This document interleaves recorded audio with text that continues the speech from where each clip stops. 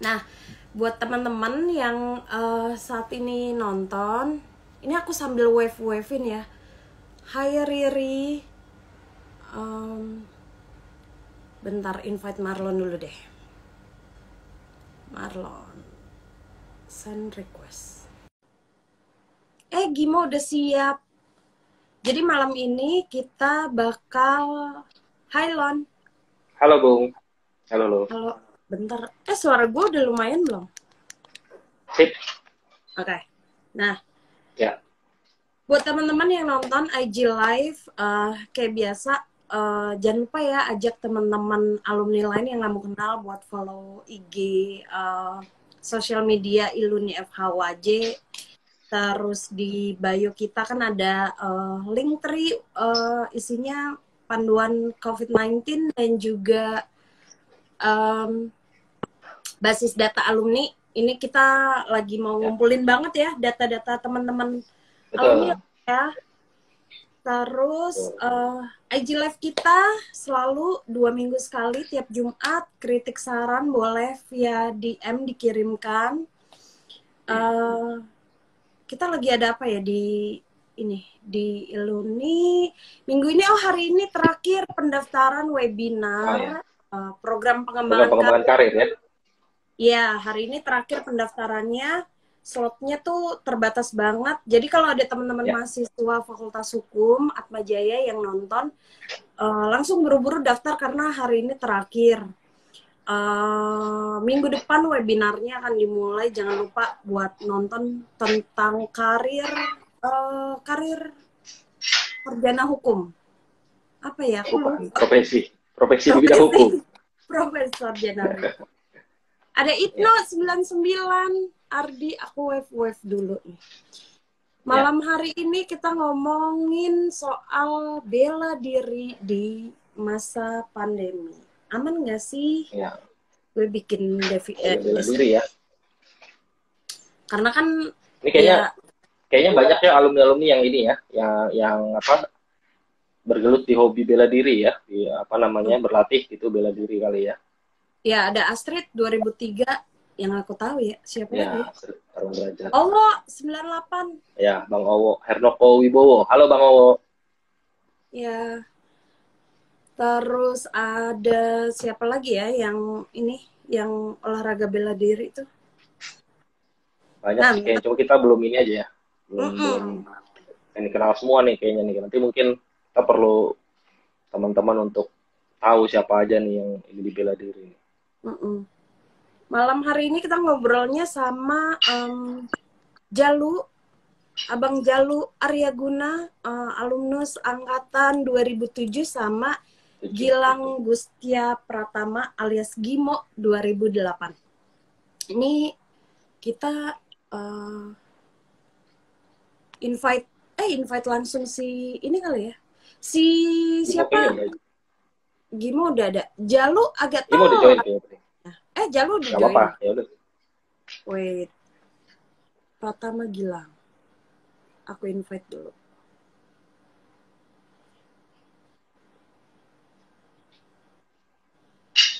Send request.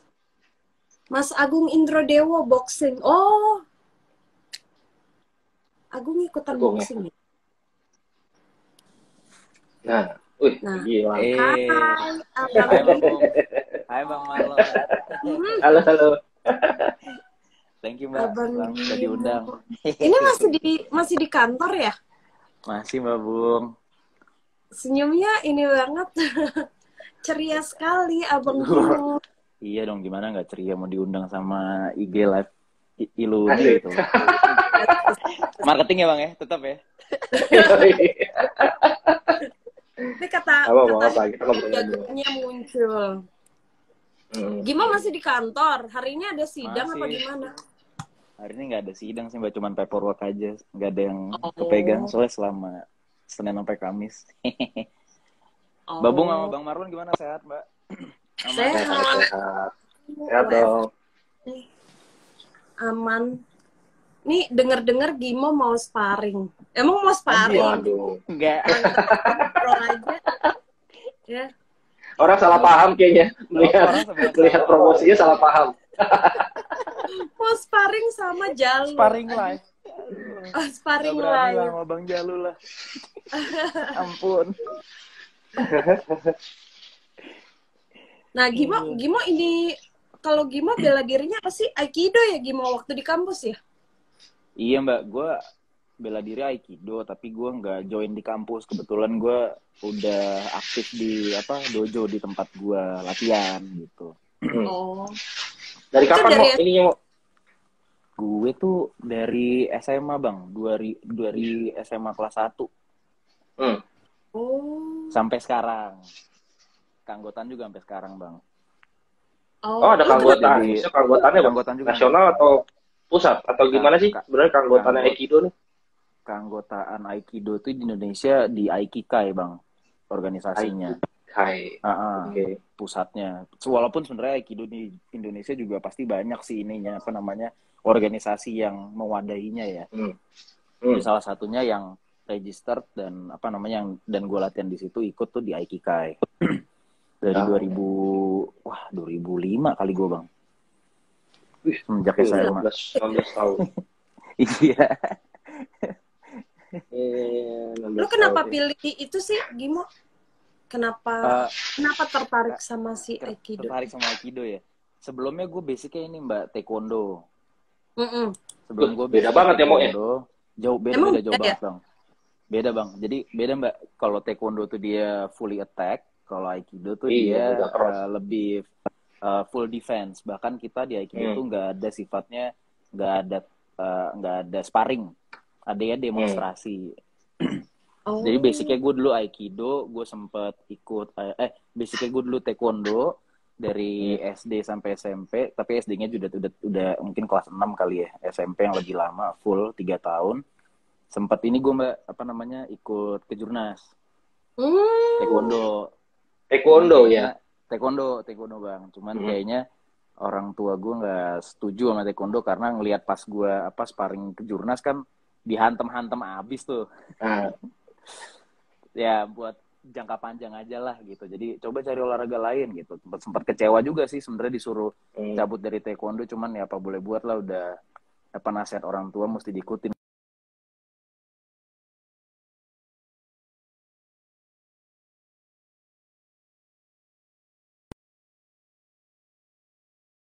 Nari gitulah Bang. Iya. Hampir kayak orang nari, dan dia nggak ada attack. Mungkin attacknya cuma 80%. Attacknya cuma 20%, sisanya defense. 80%-nya defense. Iya. Itu sih. Lucu aja sih. Lu kan udah latihan selama 15 tahun, 16 tahun ya Mo ya? 16 tahun ya? Bang. Iya Bang. Dan sekarang kalau gue nggak salah lu udah pengajar. Levelnya pengajar ya? Iya, gue sempat ngambil sertifikasi untuk instruktur, jadi pengajar itu. Mungkin kalau di alumni kita juga Bang, yang gue kenal nih, Bang Owo lah. Bang Owo tuh juga Owo. Bang Owo tuh dia udah dan 1. Kalau di baratnya di kasta di Aikido dibilangnya sensei atau senpai gitu kan. Kakak kelas atau guru kita lah. Gue juga udah ngambil dan 1, kemarin ngambil dan 2 gitu. Nah, untuk instruktur itu dilengkapin dengan ilmu bela diri lain. Gue sempat belajar Krav Maga Bang. Krav Maga, Israel ya? Israel, betul. Israel. Krav Maga itu buat pelengkap aja lah, biar supaya agak beda ya Mo, itu kan Krav Maga kan kayak semacam full body contact-nya kan agak jarak pendek ya. Bener, tapi mirip kayak Aikido ya sebenarnya. Bener, mirip karena Marlon sama Gimo, sorry, ini gue potong dulu ya. Kita invite Jalu ya. Oh iya, langsung. Jalu dah siap. Wait, lanjutkan San. Bang Jalu. Oke. Kalau tadi ngelanjutin dikit paling yaitu Bang karena full body contact juga, jarak dekat. Cuman supaya nambah variasi lah. Kalau misalnya attack itu versi Krav Maga gimana, terus tapi applicable-nya tetap yang dipakai adalah Aikido-nya. Oke. Maaf ya, terlambat ya, baru sampai rumah banget. Waduh, sibuk kayaknya nih. Nggak apa-apa. Nih. Gue habis balik kemarin kan dari semalam, dari Jambi, baru mendarat. Oh, baru-baru banget ya, Jal ya? Baru dari Baru nyampe banget rumah nih. Ya lah, mantap lah. Tadi lagi ngomongin itu sama Gimo. Gimo kan ternyata sensei ya Gimo ya, sensei dan satu Aikido gitu. Tadi lagi cerita-cerita. Ternyata juga Aikido-nya Gimo juga diperlengkapi dengan bela diri lain, Krav Maga. Krav Maga dari Israel gitu. Tadi lagi cerita-cerita itu. Dikit-dikit. Tapi itu level penguasaannya gimana, mau harus benar-benar dikuasain atau enggak sih Bang? Sekedar tahu atau sekedar tahu aja, jadi cuman belajar Krav Maga 3 bulan tapi basicnya kita tahu gitu sih, gimana cara kalau Krav Maga tuh lebih unik, dia mengontrol emosi. Jadi kalau ketika oponen atau lawan itu nyerang dengan kata-kata kasar, bahkan dengan kita latihan dengan kata-kata kasar juga Bang, maksudnya supaya real gitu di lapangan. Gimana kita menanggapinya gitu. Jadi kita nggak boleh marah duluan, tapi baru itu kita bisa attack gitu sih Bang. Nah pada saat attack itu kita gripnya pakai Aikido, biasanya sih gitu. Tapi Krav Maga ini setahu gue kan itu ya mau ya latihan situasional ya. Jadi nggak ada terlalu banyak jurus dan seterusnya gitu ya kira-kira ya. Nggak ada sih Bang, bahkan itu berbalik dengan filosofi Aikido. Kalau Krav Maga gimana cara bisa melumpuhkan musuh dalam waktu 30 detik. Sedangkan kalau Aikido, kalau bisa jangan melumpuhkan musuh, kita rilis aja. Jadi kalau nggak perlu berantem, kita cabut aja gitu. Intinya gitu sih Bang. Oke.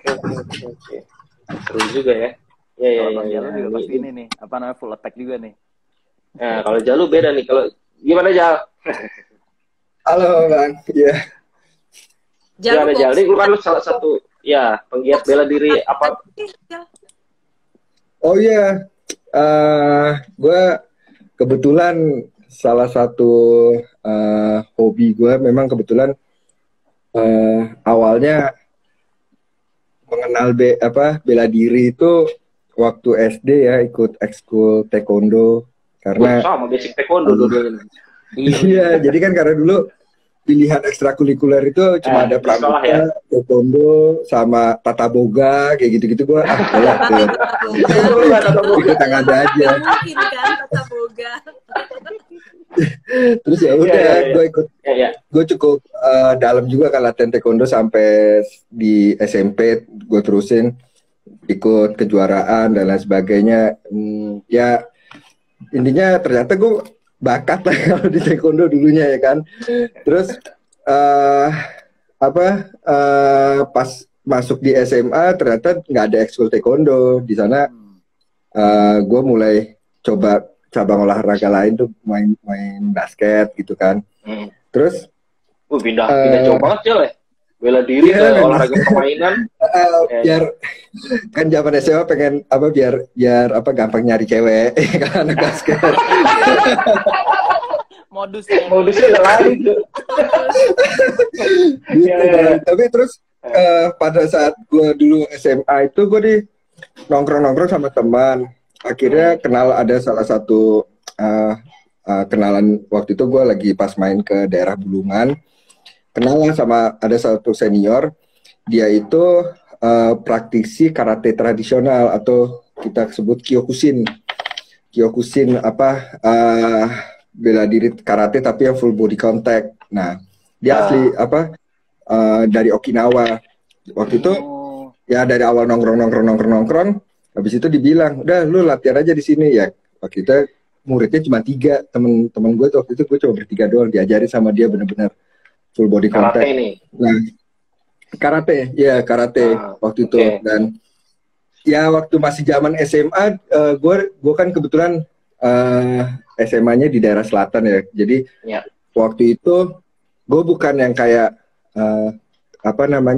ikut-ikutan kayak orang kelompok tawuran gitu. Gue nggak yang model gitu, tapi ada kayak misalnya dulu tuh ada geng-gengan geng-gengan di selatan tuh kayak misalnya suka tiap malam minggu gitu suka ada partai antar sekolah. Jadi kayak misalnya lawannya anak Gonzaga, lawan anak PL, lawan anak Chelsea. Itu biasanya ini kan persahabatan nih ceritanya nih. Partai-partai antara geng-gengan sekolah gitu sih Bang, zaman itu. Dan gue sempat juga ya, itu waktu ini cerita agak nakal dan gue dulu gitu lah. Tapi kan waktu itu karena gue basicnya dulu karate Kyokushin itu kan, wah udah cukup, belum pernah kalah sih sampai waktu itu belum pernah kalah. Sampai belum pernah. Jadi terus masuklah gue kuliah di Atma Jaya yang akhirnya gue masuk dunia baru gitu kan, yang dan gue bingung nih, kok kehidupannya beda gitu kan setelah gue kuliah gitu kan. Semua kehidupan gue tuh habis di kampus. Mulai lu belajar di situ lah, lu berteman, lu nongkrong, berorganisasi, semua habis di situ ya kan. Termasuk pasca habis jam kuliah habis tuh ternyata masih panjang gitu ya kan waktunya. Nongkrong lah di SMP. Kehidupan masih berlangsung tuh di kampus ya. Betul. Masih berlangsung. Nah, sekitar iya, waktu itu sih gue memang ganti lagi cabang olahraga, lebih ke berpetualang kan, gabung di salah satu organisasi pecinta alam di kampus kan. Di Mopala ya. Di Mopala ya. Iya, di Mopala. Terus habis itu ya kayak biasanya kalau hari Jumat suka nongkrong di kantin, nongkrong di semper atau di apa sport hall. Nah, waktu itu ada cerita unik kenapa akhirnya gue ngedalamin tarung derajat. Jadi ya gue gak tahu ya, ini kan tadi gue cerita karena ada kehidupan di kampus tuh kayak dari awal kan kita tuh kayak wah awas ya anak teknik tuh musuh gitu kan. Nah, zaman itu ya kan. Zaman itu. Gue salah satu yang kemakan lah sama doktrinan abang-abangan itu ya kan. Terus pada saat gue lagi nongkrong di semper, kebetulan ada anak teknik lah ya kan, namanya inisialnya J lah, nggak enak mungkin kalau dia nonton kan. Terus ya ada berselisih habis gue lagi nongkrong itu berselisih. Nah habis itu ya sudah. Kita sepakat nih kalau katanya dia itu anak tarung derajat katanya gitu kan. Ya udah gue bilang ayolah kita bilang gitu kan. Nah yang kalah lu berguru ya oke. Waktu itu gue emang sangat menjunjung tinggi gentleman lah ya kan, apapun yang gue sepakati ya udah gue bilang. Pada saat itu ya karena tadi gue nggak pernah kalah ya kan. Terus kehidupan di kampus berubah, yang tadinya gue orang sport olahragaan banget, terus ya agak tanda kutip yang aneh. Jadinya pada saat main JP tuh gue inget banget, kayaknya kan di Hall C tuh, yang di Hall C tuh gue inget banget, di Hall C gue lari lah, wah gue JP terus ya udah. Sejak itu minggu depannya gue bawa training, udah gue latihan terus sama dia, berguru lah gue sama dia. Terus akhirnya itu gabungnya di kampus juga ya akhirnya, bukan ya? Iya, gue gabungnya di kampus gitu. Terus gue baru lihat ternyata tarung derajat ini mulailah gue kenal, oh ini bela diri asli Indonesia, dia pendirinya dari Bandung ya. Orang Bandung boxer betul. Gue belajar lah di situ. Terus waktu itu di kampus itu pelatihnya udah nggak ada, jadi yang ada cuma senior apa yang mungkin hanya ya pengen latihan bareng aja di situ. Terus lama-lama kan gue pengen ngedalemin kan, terus diajakin, ya lu kalau mau ngedalemin ada tuh satlat yang deket kampus di Kuningan atau di Bulungan waktu itu. Iya, Bulungan. Karena gue pikir gue arah pulang lebih baik gue lewat Bulungan kan, ya kira gue daftar di Bulungan. Nah disitulah gue ngedalemin tarung derajat sampai ikut beberapa kali ke Jurda, terus sampai selalu sparring, jadi datang ke perguruan satlat yang lain, tarung di situ kayak gitu. Sampai akhirnya pandemi yang akhirnya membuat semua susah ya kan, karena rata-rata tempat latihannya itu kan di gor-gor tempat pemerintah ya, ada di tempat di Bulungan tuh di gor, terus di tempat-tempat itu kan harus ada izin ya. Akhirnya ya pelatihnya bilang udah kita vakum dulu aja, kita latihan masing-masing. Nah kita disitulah.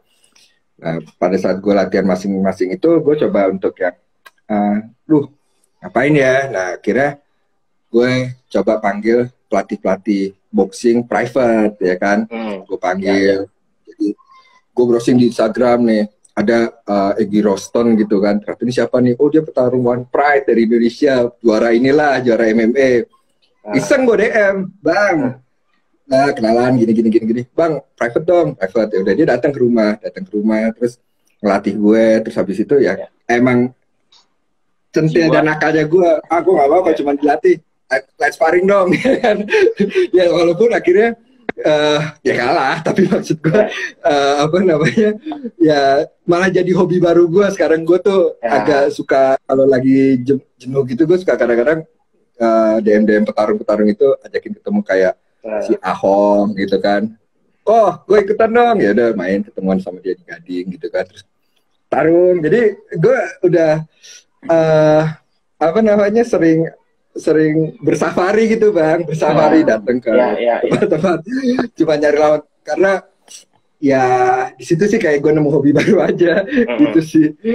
Untuk boxing ya. Tapi ini terkait pandeminya nih, kalau tadi Jalu kan ceritanya akhirnya bisa praktis gitu. Nah nih kalau Gimo, lu kan ngajar ya Mo gitu. Iya bang. Itu gimana aktivitas ngajar itu akhirnya apa? Harus berhenti atau gimana sih? Dan Aikido sendiri kan setahu gua ya, karena gue pernah coba mau ikut Aikido, nanti gue cerita itu gagalnya. Tapi membutuhkan lawan gitu. Ini bukan bela diri yang kalau tadi boxing kan Jalu atau Mr. Android kan ada tembok bisa kita pukul, ada batang pohon bisa kita pukul gitu, ada apa namanya. Nah, gimana Aikido akhirnya lu berlatihnya? Survive-nya ya. Oke. Iya. Sama sih, sama kayak Bang Jalu juga. Setelah Maret 2020 itu kita sama sekali bener-bener vakum sampai saat ini bahkan. Tapi kita tetap ada beberapa kelas-kelas private sih gitu. Jadi pada saat sebelum pandemi gue sempat buka kelas anak untuk kelas SD SMP itu sempat berjalan. Terus setelah pandemi karena situasi masih nggak jelas, jadi kelas gue masih tutup. Tapi apa namanya beberapa teman-teman lain yang mungkin apa namanya tingkatannya udah lebih tinggi, dia suka ngajakin untuk kelas private gitu. Jadi kalau ada kelas private mungkin gue bisa ikut apa namanya ngajarin teknik dan sekaligus gue juga jadi latihan gitu sih bang. Cuman hampir kesini tuh hampir kesibukan orang udah pada di rumah jenuh segala macem, terus sudah bisa orang apa namanya udah bisa jalan-jalan, orang lebih cenderung lebih jalan-jalan dan olahraganya jadi berpindah. Tadinya olahraga bela diri, sekarang olahraganya jadi yang individual sifatnya, mungkin kayak jogging atau jump rope tuh apa namanya lompat tali gitu ya, atau yang sekarang lagi naik mungkin golf gitu, orang yang tadinya berubah yang nggak bisa golf jadi akhirnya belajar golf gitu. Jadi ilmu bela diri ini sendiri karena situasi pandemi gini ya hampir nggak ada latihan sih bang gitu. Latihannya jadi latihan sendiri-sendiri. Nah terkait itu kalau kayak Jalu kan tadi cerita gue bisa ngerti tuh, lu latihan misalnya lu tahu lu bertambah kuat, lu bisa jatuhin lawan lebih gede misalnya gitu kan Jal ya. Nah kalau Aikido apa yang membuat lu tahu lu bertambah jago gitu Mo latihannya Mo? Karena kalau Aikido gini sih bang, hampir kita nggak pernah attack, kita nggak tahu kekuatan kita attack ke musuh itu seperti apa. Tapi ketika kita tahu kita naik tingkat lah berdasarkan self concern sendiri ya. Naik tingkat adalah ketika kita refleksnya dapet. Karena kan kalau di boxing dan apa namanya Thai boxing, MMA segala macam kayak Bang Jalu atau apa namanya tarung derajat diajarkan pasti refleks kan. Nah refleks Aikido tuh rada unik. Kalau biasanya refleks Taekwondo tuh bisa maju mundur mungkin diagonal gitu. Tapi kalau Aikido tuh sifatnya dia muter. Jadi dia muter hampir 180 ke 360 gitu. Jadi ketika tahu apa namanya bertambah ilmunya, jadi ketika apa namanya ada diserang segala macam pada saat latihan ya, refleksnya tuh semakin mengalir gitu bang, semakin flow, semakin natural. Nah semakin natural itulah orang jadi ngerasa oke, ternyata Aikido itu bener-bener masuk ke dalam refleks muscle memory kita gitu sih bang. Kalau untuk dari situ lalu berasa menjadi lebih jago gitu ya. Ya jadi tambah ilmunya. Tapi kalau untuk grip dan banting, kebanyakan kalau secara tekniknya udah bener pasti dapat feel-nya, bisa banting gitu. Oke. Tapi ini untuk kalian berdua nih, untuk Jalu sama Gimo kan. Kalau olahraga permainan gue bisa ngerti gitu, ada kenikmatannya berlatih terus menerus ya, ada tim, ada ini. Nah, sementara kalian kan di bela diri, latihannya juga kadang-kadang mendapatkan kekerasan ya gitu. Jadi gimana sih bisa terus rajin gitu berlatih? Ya kan lu dipukulin gitu kan, kena pukul kadang-kadang, kena banting kadang-kadang. Gimana tuh Jal? Lu bisa tetap latihan gitu. Pertama, gue passion ya bang di bidang bela diri itu. Kedua, karena bela diri ini menurut gue adalah suatu kebutuhan yang untuk kita membentuk karakter, pembentukan karakter. Betul. Karena dengan kita berlatih bela diri itu bukan hanya kita berolahraga melatih fisik kita, tapi jiwa dan mental kita gitu kan. Nah di sini sebenarnya apa sih tujuan yang didapat dengan kita berlatih keras? Kalau gue, jawaban mungkin bisa berbeda dengan praktisi yang lain. Kalau gue dapat ketenangan. Maksudnya kenapa gue bisa dapat ketenangan? Ketika gue berurusan sama sesuatu yang dengan orang lain gitu kan, berurusan dengan orang lain dalam suatu tekanan atau apapun, gue masih bisa berpikir, gue pernah ada di level tertekan lebih dari ini. Jadi ketika gue masuk ke dalam situasi seperti ini, gue nggak biasa. Contoh, pasti kita kayak sekarang di dunia kerja, mungkin sering dong dikeramasin sama bos gitu kan. Ada teman cerita baru dikeramasin sama bos, ada yang baper, ada yang aduh apalah, sampai akhirnya udahlah gue nggak mau kerja di sini gitu. Kalau gue tuh bisa sampai yang udah yang iya pak, iya gue udah bisa kayak udah yang biasa banget gitu ya kan. Sepanjang gue udah apa yang harus gue kerjakan udah gue kerjain. Jadi gue sih kayak nganggapnya itu udah bagian dari payroll gue aja gitu kan. Terus kebetulan kan bidang pekerjaan gue emang gue lawyer, tapi kebetulan gue lebih praktisinya lebih kepada penanganan case yang sifatnya sosial. Jadi memang gue berkarir tuh pertama setelah gue lulus, gue tuh bergabung di salah satu perusahaan outsource security. Bravo itu salah satu outsource security terbesar di Jakarta lah ya kan.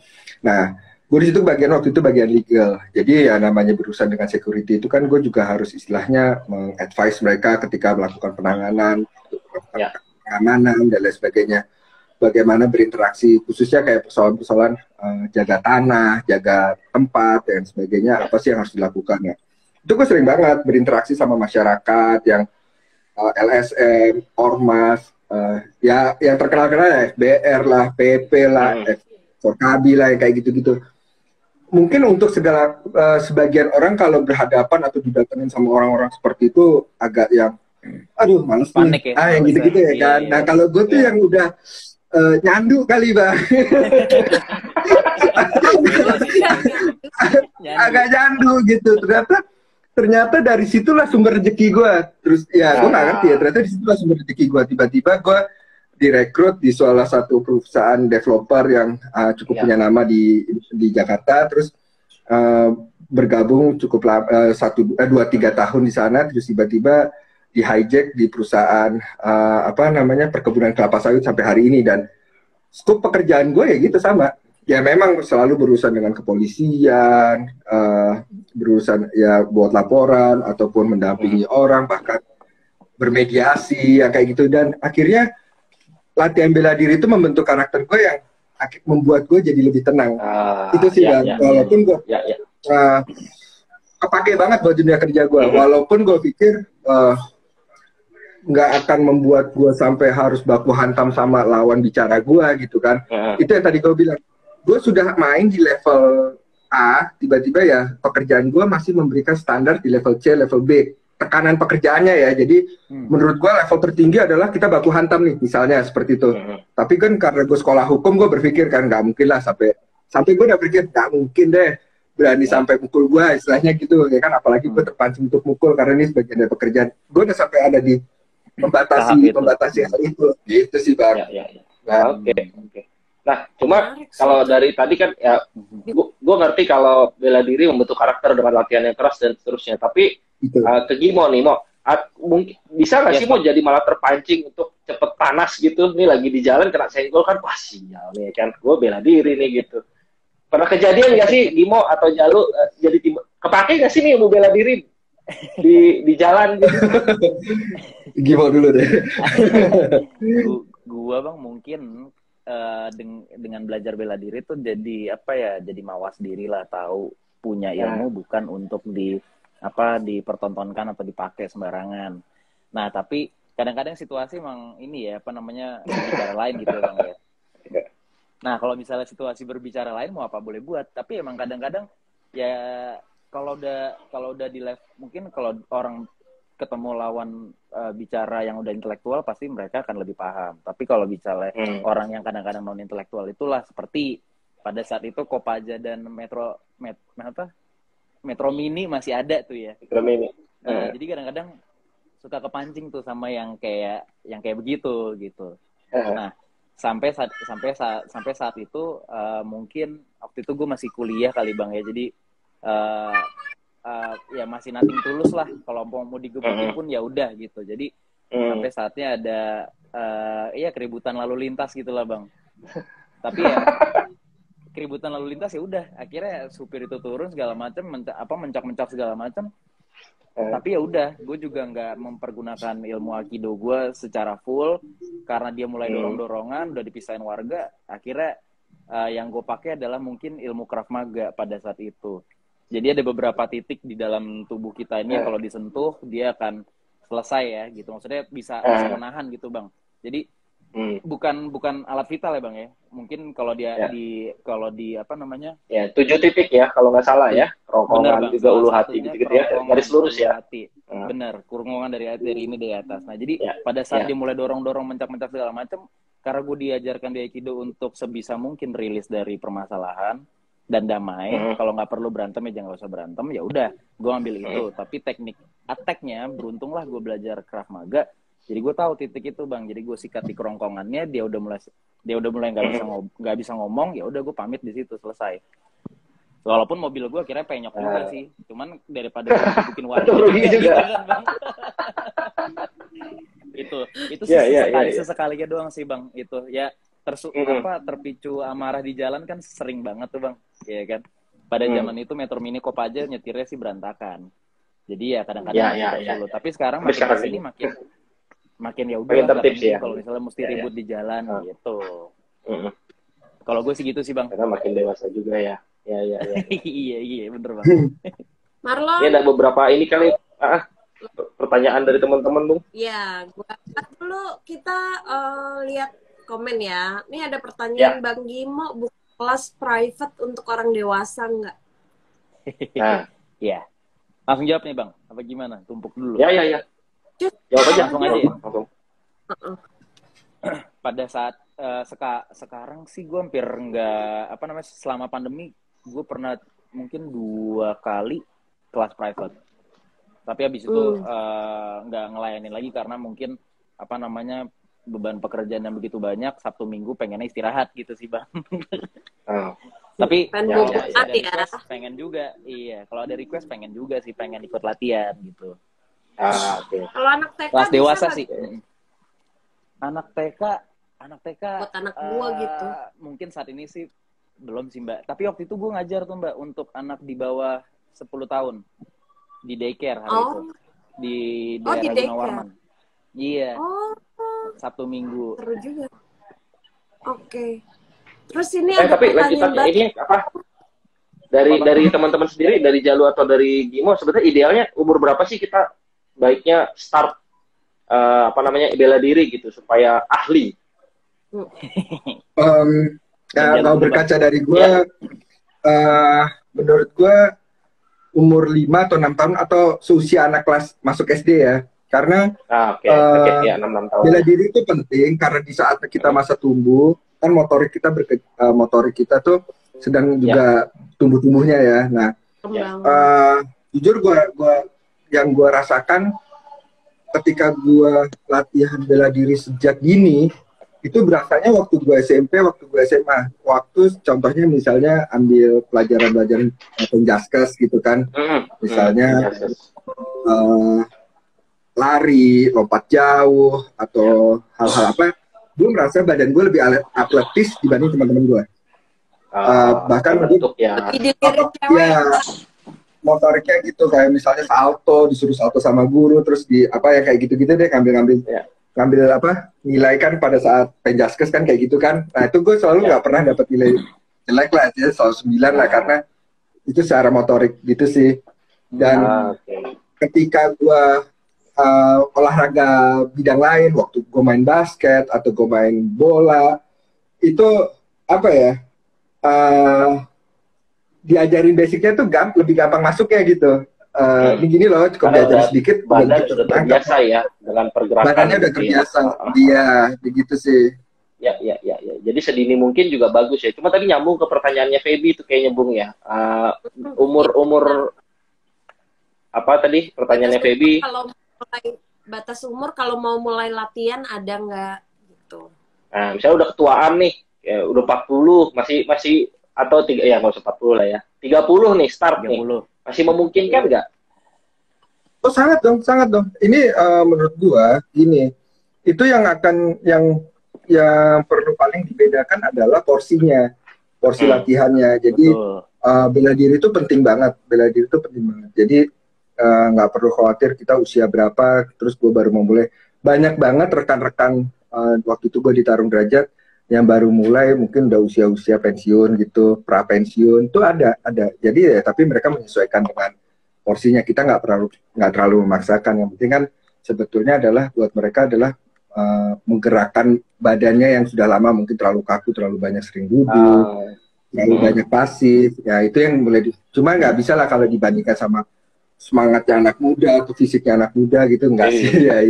Terkena pukul rontok juga tuh umur pensiun ya kan. Iya. Bisa salah. Iya gitu.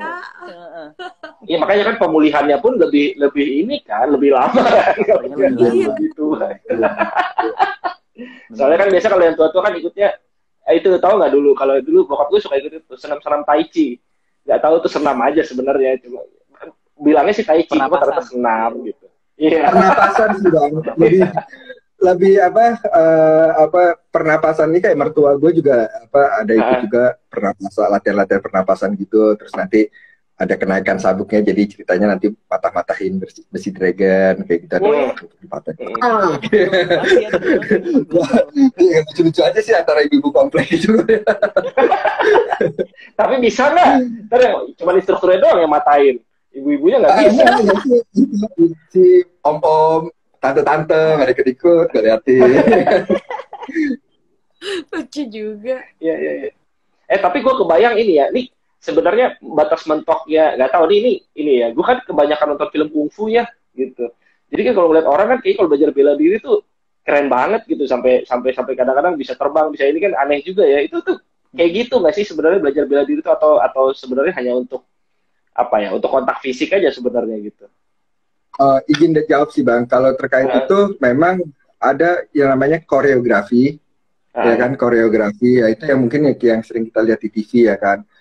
Prinsipnya kalau bela diri sendiri sebenarnya gue agak kurang sependapat dengan istilah bela diri ya. Sebenarnya tuh bela diri itu kalau misal di bahasa Inggris kan self defense ya, bukan material art. Kalau material itu sebenarnya kalau diartikan sendiri lebih kayak yang berhubungan sama perang, sama perjuangan, kayak begitu kan. Nah, di sini ada kata-kata ditambah kalimat kedua, art, seni. Nah, memang apa sih yang dimaksud dengan seninya di sini? Jadi prinsipnya semua manusia itu terlahir dapat mempertahankan diri. Itu udah prinsipnya. Tidak punya caranya untuk mempertahankan diri, termasuk anak yang baru lahir. Nah, cuma yang membedakan adalah bagaimana seefektif dan seefisien mungkin. Itu tinggal masalah programnya. Nah, programnya itu misalnya ya, programnya di sini kita install taekwondo ya, jadilah taekwondo. Lu karate ya, lu karate. Ya, itu masalah programnya aja. Tapi yang paling basic adalah kita mempersiapkan mental. Nah, untuk mempersiapkan mental, karena percuma gini, sebagus apapun seni, sebagus apapun teknik lo, tapi lu nggak punya mental, nggak akan jadi. Karena lu nggak akan pernah bisa menghadapi suatu pertarungan. Nggak akan bisa, karena lu nggak akan berani hadapin gitu kan. Benar. Nah, sebetulnya yang paling dibutuhkan adalah lu bangun fisik lu bangun jiwanya ya. Lu bangun fisiknya ya pasti dengan olahraga, lu bangun jiwa lu dengan ya mungkin dengan beribadah, dengan mencoba untuk lebih meresapi sosial. Ya salah satunya sih dengan cara beribadah ya. Maksud gua kayak gitu. Itu penting karena apa? Semakin kita mendapatkan ketenangan, kuncinya tuh sebenarnya dari semua bela diri adalah mengalahkan diri sendiri. Emang klise, itu kalimat klise banget, tapi itu yang paling benar. Itu paling benar, karena apa? Ketika kita berhadapan sama orang nih, lu nggak tenang nih. Yang terjadi pertama apa? Jantung lu berdebar lebih kencang, akhirnya nafas lu jadi ngos-ngosan, akhirnya apa? Energi buyar. Lu nggak konsen, lu nggak tahu jurus yang lu udah ngapain sampai hitam itu nggak akan keluar. Hasil latihannya hilang semua. Betul. Lu bayangin, emang kalau preman-preman di pasar, di jalan itu emang orang bela diri? Bukan. Enggak. Tapi karena mentalnya kuat, emang karena kehidupan mereka memaksa mereka menjadi harus keras gitu kan, karena kehidupannya keras, memang udah jadi terlahir di lingkungan yang keras, mau nggak mau akhirnya karismanya keluar. Sebetulnya kalau kita berhadapan sama orang tuh jujur kita agak ngerasa jiper, ngerasa takut atau apa itu, walaupun sebelum bertarung sebenarnya apa sih yang kita lihat? Karismanya, Bang. Kayak misalnya gini, lu ketemu Hercules gitu, mohon maaf ya, Hercules atau John Kay gitu kan, atau misalnya lu ketemu preman-preman yang terkenal. Kalau seandainya itu dilakukan pertarungan dengan rules, gua pede, gua pasti menang. Tapi kalau itu gua ketemu dia di jalan atau lagi di lingkungannya, ya jujur, ya teman-teman itu ya jujur aja. Iya itu, tapi itu yang membuat gua karismanya, Bang. Yang penting itu dibangun adalah karismanya, dan cara karismanya adalah yaitu dengan lu berlatih, ya kan, dengan apa, terus nanti membuat orang ngeliat tuh, oh ya ini kayaknya, nah itu tuh yang membuat kita latihan bela diri, itu yang membuat kita mendapatkan ketenangan seperti itu, tanpa lu harus dengan real, lu harus memukul atau menendang dengan sebenar-benarnya, nggak perlu. Padahal sebenarnya melumpuhkan orang tanpa harus ada penyerangan, nah itu the real, itu udah bener-bener sabuk hitam tuh menurut gue. Lu nggak harus ngapa-ngapain, orang nggak malas berurusan sama lo, karena udah pasti kan pernah kan kita ada di dalam situasi kalau ngeliat orang yang yang kayak gitu, itu menurut gue puncaknya sih menurut gue itu, dengan latihan bela diri tanpa lu harus mukul ya, orang udah jiper sama lo. Jadi justru lebih ke arah ini ya, ke arah membangun personal, membangun karakter yang kemudian memiliki apa ya, bisa dibilang mungkin reputasi kali ya gitu justru ya, untuk atau apa ya, kalau kekuatan kalau di anime One Piece tuh ada istilahnya jurus haki ya, haki conquer ya kan, haki raja. Kalau si One Piece nih One Piece kayak si Maki di Luffy itu bisa jatuhin 10.000 orang cukup dengan keluarin karismanya aja. Nah, kurang lebih itu kan di riset dari bela diri sesungguhnya tuh. Ada kayak misalnya kalau kita ketemu boxer atau ketemu siapalah ahli-ahli bela diri, melihatnya aja tuh kayaknya urusan sama dia males nih. Nah itu udah jadi tuh barang. Itu maksud gue yang gue anggap di situ kan titik tertinggi dari nama besarnya mendahului dirinya tuh ya, istilahnya gitu ya. Nama besarnya juga ada reputasi ya. Reputasi betul. Seru sih. Tapi apa sih misalnya gue nih mau mulai bela diri, mahal nggak sih atau misalnya gue apa nih, gue cari guru atau gue nonton YouTube, gue pukul aja, gimana caranya memulai latihan bela diri mulainya? Karena gue belum pernah ya gitu. Ya gimana caranya? Kalau gue melihat pada saat titik itu, pada saat gue memilih gimana cara bisa bela diri, pertama gue cari referensi dulu, bela diri mana yang mungkin cocok sama gue. Terus kan itu gimana nentuinnya Tentuinnya gimana kan banyak kan ada olahraga bela diri kan ada keras, ada lembut ya kan. Ada gimana cara tahu, atau harus dicoba aja semua gitu. Gue ikut taekwondo, gue ikut karate, gue ikut silat gitu. Pertama pasti disortir dari yang paling banyak pengikutnya biasanya kan, Bang. Entah karate, entah taekwondo. Habis itu kemudian ada pencak silat pada zaman itu. Ya ntar dilihat kira-kira pada saat ngelihat dari latihannya pasti kan dikasih tuh, kalau mau latihan gimana, boleh deh coba dulu trial, ada 1-2 kali bisa latihan ikut bareng, nanti baru dilihat nih minatnya bener suka di situ apa enggak gitu. Terus kemudian pada saat nanti latihan nanti pasti ngerasain, oh ternyata yang gue cocok di sini, yang gak gue cocok di sini. Terus kemudian yang paling menentukan ini juga sih, Bang, lingkungan tempat latihannya, teman-temannya asik apa enggak, segala macam jadi faktor pendukung kita jadi pengen latihan di situ apa enggak. Tapi sebenarnya kalau mau lihat lagi yang dibutuhkan adalah seluruh bela diri sebenarnya semuanya bagus, semuanya mengajarkan hal yang baik gitu untuk mempertahankan diri kita seperti apa dan membentuk mental dan karakter juga kayak tadi Bang Jalu bilang gitu. Tinggal nanti kita memilih mana yang mau kita tekunin gitu, Bang. Soalnya kalau misalnya pindah-pindah dalam jangka waktu pendek, berarti tekniknya nggak akan jadi gitu sih. Paling nggak 3-4 tahun ya Bang Jalu ya. Biasanya kalau latihan tuh ya biar dalam, biar tahu gitu. Biasanya sih gitu sih, Bang. Tapi mahal nggak untuk misalnya gue mau ikut Aikido deh, mahal nggak sih peralatannya atau gue cukup bawa badan, yang penting ada yang kena pukul gitu, kira-kira gitu. Kalau Aikido apa namanya aksesorisnya sih nggak begitu mahal bang, mungkin cuman baju seragam, baju putih kayak baju karate gitu, sama sabuk. Terus habis itu nanti peralatannya tuh biasanya tongkat kayu sama pedang kayu. Nah itu tongkat dan pedang kayu itu baru bisa dipakai buat latihan ketika dia sudah sampai tingkat tertentu, misalnya sabuk biru, sabuk coklat, baru ada tuh kurikulumnya untuk dia ngajarin. Oh ada belajar senjata juga ya di Aikido ya mau ya? Ada pakai kayu katana gitu, kayu katana sama tongkat. Jadi kalau misalnya mahal apa enggak sih, waktu zaman gua per bulan itu iuran 250.000. Tapi untuk ya, itu kan iuran untuk ini kan guru lah gitu, apa istilahnya untuk pengadaan lah gitu, pengadaan kelas gitu ya. Iuran per bulannya lah gitu. SPP-nya lah bayar tuition fee-nya. Nah, habis itu untuk bayar apa namanya baju dan seragam nggak mahal sih bang, paling 150. Jadi kalau di modal di awal mungkin 100 tambah 250.000, 300-400.000 lah bang. Tapi untuk per bulannya 250.000 gitu. Oke. Nah, beda nggak Jalu sama ini apa tarung derajat atau boxing pemulainya? Kalau di tarung derajat menurut gua angkanya apa untuk biayanya relatif ya. Itu bisa nggak terlalu mahal ya, maksudnya terakhir tuh iurannya per bulan mungkin sekitar, terakhir ya waktu sebelum pandemi itu sekitar 100.000. Dengan 100.000 itu kita latihan seminggu 2 kali kan. Seminggu 2 kali artinya dalam sebulan kita ada 8 jamlat lah, 8 jamlat. Nah, di mana setiap jamlatnya itu kita latihan sekitar 2-3 jam. Itu udah cukup banget sih, udah cukup banget. Di situ lu udah dapat materinya, terus lu udah dapat olahraganya, terus lu juga ada dapat pertemanan baru sih. Iya betul. Menariknya di tarung derajat itu selain biayanya yang relatif terjangkau, ini kan karena bela diri asli Indonesia ya.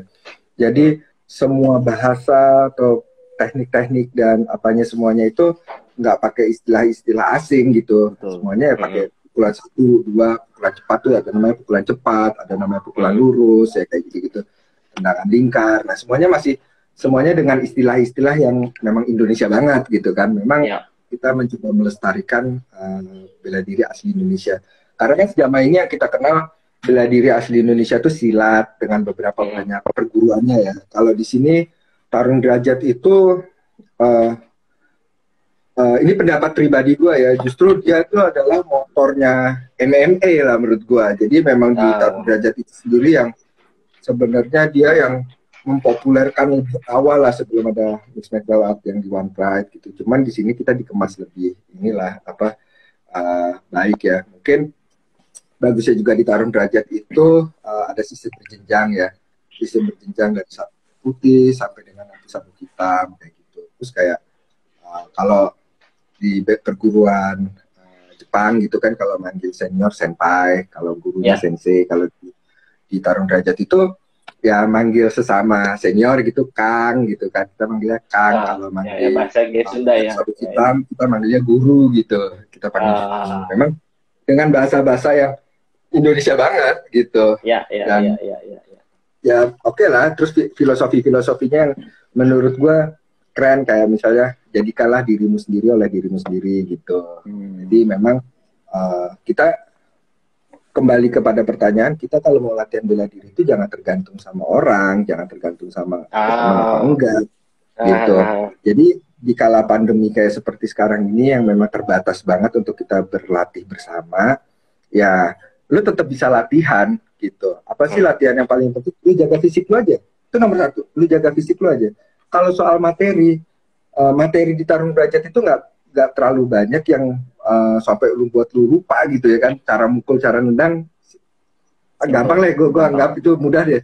Terus yang penting lu latih fisik lu aja. Jadi ketika nanti mungkin PPKM ini berakhir dan kita bisa berlatih bersama, kita nggak lagi kayak mulai dari nol gitu. Karena sepengalaman gue, kalau gue vakum nih 6 bulan nggak latihan, walaupun gue tingkatannya udah cukup lumayan lah kalau di tarung derajat, akhirnya juga kayak ngap juga ya. Satu mungkin karena umur, juga gaya hidup yang membuat gue sayang napasnya.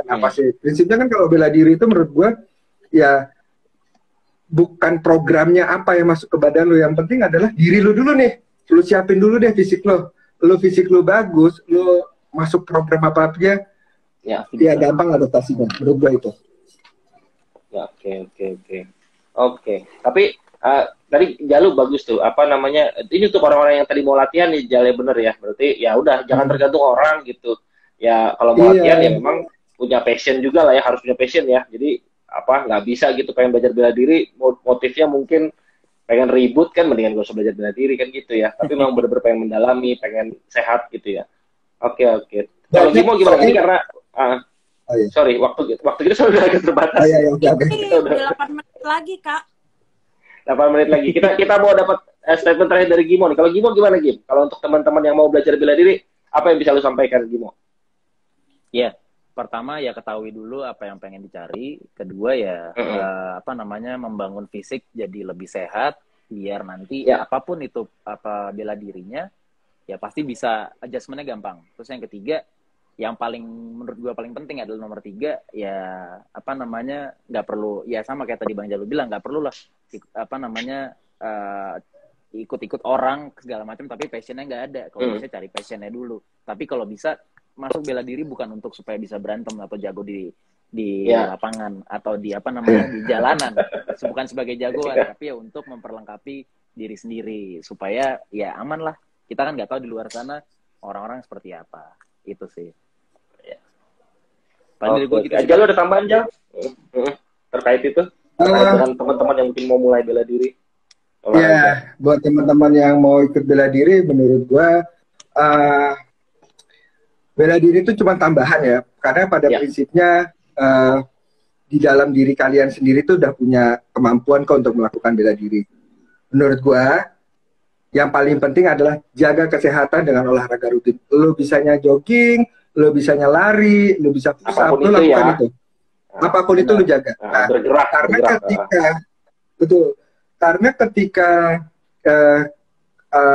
nanti seandainya amit-amit ya terjadi pertarungan yang sesungguhnya terjadi yang kita nggak inginkan itu, sehebat apapun, setinggi apapun sabuk lo, tapi kalau fisik lo drop, nggak akan jadi. Kalah kalian. Itu sangat signifikan. Iya. Bahkan ada nih kayak misalnya temen gue yang hobinya cuma jago main bulu tangkis nih Bang. Main bulu tangkis. Terus sekali-sekali dia iseng gitu kan, main boxing. Ternyata orang yang sudah latihan boxing cukup lebih lama, tapi karena ya gaya hidupnya masih suka merokok, masih suka minum minuman keras, kayak gitu-gitu kan. Ternyata pas nggak dijaga, habis Bang napasnya, karena ketika napas itu habis duluan, selesai pertarungan, nggak usah dilanjutkan, selesai sudah. Yang penting napas itu penting, jadi jaga fisik aja. Bener. Gitu. Sip. Nanti tinggal kalau udah pandemi udah berakhir, cari passionnya seperti yang kata Gimo, lu mau ambil apa, ya tinggal itu masalah install program aja, lu suka yang mana gitu. Nanti kembali lagi ke fisik lu sih. Ya. Sepakat. Oke. Bukan? Banget nih ngobrolnya sampai tadi mau ngobrol lanjut cuma waktu terbatas. Gue masih pengen ngobrol. Gue masih pengen banyak ngobrol cuma waktu. Gue dari tadi ngeliatin kalian ngobrol, seru banget. Gue mau masuk agak susah nih gitu. Jadi ya udah. Lama. Pesan terakhir nih ada nih di komen dari Astrid, saksikan Tarung Derajat di PON 20 Papua 2021. Oke. Mantap. Makasih banyak. Ada di PON ya. Gimo, terima kasih banyak udah join ngobrol. Thank you Jalu, Gimo. Kami sudah berbagi, mudah-mudahan nanti kita bisa ngobrol lagi ya, lebih lanjut ya, lebih lama gitu. Siap, ya. Buat teman-teman yang nonton juga makasih banyak. Apa Gimo? Sorry Mbak. So thank you so much buat Mbak Marlon kesempatannya. Asik. Ya. Oke, sampai ketemu lagi. Support terus Iluni. Sampai ketemu di IG Live berikutnya 2 minggu lagi ya. Sebelum tutup, gue mau promosiin nih. Kalau kalian yang suka bela diri, kalian harus punya buku. Gue punya bukunya Musashi. Lo baca. Ini cerita tentang sedikit waktu dikit aja. Jadi ini gue mau ceritain orang yang belajar bela diri nggak usah bergantung sama orang lain, dan apa artinya bela diri, terus sampai akhirnya dia mencapai puncak dari bela diri, dan akhirnya dia berakhir dengan menjadi seorang seniman. Nah, Baca deh buku ini. Ini keren banget. Ilustrasi ya kalau nggak salah ya. Lama. Yoi. Lama tuh. Gue punya. Buku lama tapi ini keren banget. Ini kitab suci udah baca kayaknya Bu. Udah baca. Bagus. Oke, baiklah, sehat selalu, sampai ketemu lagi ya. Thank you, sehat-sehat semua. Thank you Jalu, Gimo, Bunga, thank you. Ketemu lagi. Yang nonton, thank you. Thank you so much buat semua. Bye bye.